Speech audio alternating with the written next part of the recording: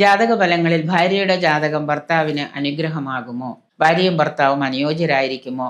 ഇവരുടെ ബെഡ്റൂമിലെ കിടക്കയിൽ സംതൃപ്തരായിരിക്കുമോ? ഇതെല്ലാം നമുക്ക് എന്താണ് ഏഴാം ഭാവം നോക്കി കണ്ടുപിടിക്കാൻ പറ്റും. എല്ലാം ഉണ്ടാവും, എല്ലാം വ്യക്തമായിട്ട് ഏഴാം ഭാവം നോക്കിയാൽ കണ്ടുപിടിക്കാൻ പറ്റും. അതുകൊണ്ട് തന്നെ ചില വിവാഹങ്ങൾ വരും നമ്മൾ പറയും പൊരുത്തമൊക്കെ ഉണ്ട്, പക്ഷേ ഇത് കൂട്ടിച്ചേർക്കുമ്പോൾ ഇങ്ങനെയുള്ള പ്രശ്നങ്ങൾ ഉണ്ടാവും, നോക്കിയിട്ട് വേണം കേട്ടോ എന്ന് നമ്മൾ പറയും. അപ്പം അങ്ങനെ നോക്കിയാൽ ചിലപ്പോൾ ചിലർ പറയും കല്യാണം കഴിക്കാൻ പറ്റാതിരിക്കാം എന്ന് പറയും. എങ്കിലും നമുക്ക് വിധിച്ചിട്ടുള്ള ആ ഒരു യോഗം എന്ന് പറയുന്നത് ചിലപ്പോൾ വിധിയായിട്ട് വന്നു ചേരാം. എന്നാലും സ്ത്രീ ജാതകത്തിലെ 8ാം ഭാവം സൂക്ഷ്മ വിശകലനം ചെയ്യേണ്ടതാണ്.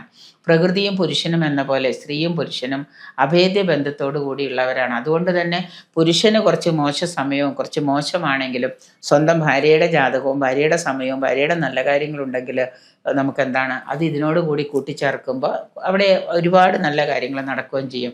അതുകൊണ്ട് തന്നെ സ്വന്തം ഭാര്യയുടെ ജാതകം എന്ന് പറയുന്നത് ഒരു പരിധിവരെ ഭർത്താവിന് അനുഭവയോഗ്യമാകുന്നതാണ്. അപ്പം അതുകൊണ്ട് പൊരുത്തം നോക്കുന്ന സമയത്ത് 2 ജാതകവും കൂടെ വെച്ച് ടാലി ആകുമ്പോൾ അതുകൊണ്ട് ഇത് കോമ്പൻസേറ്റ് ചെയ്ത് പോകുമോ എന്നുകൂടി നോക്കുന്നത് വളരെ നന്നായിരിക്കും.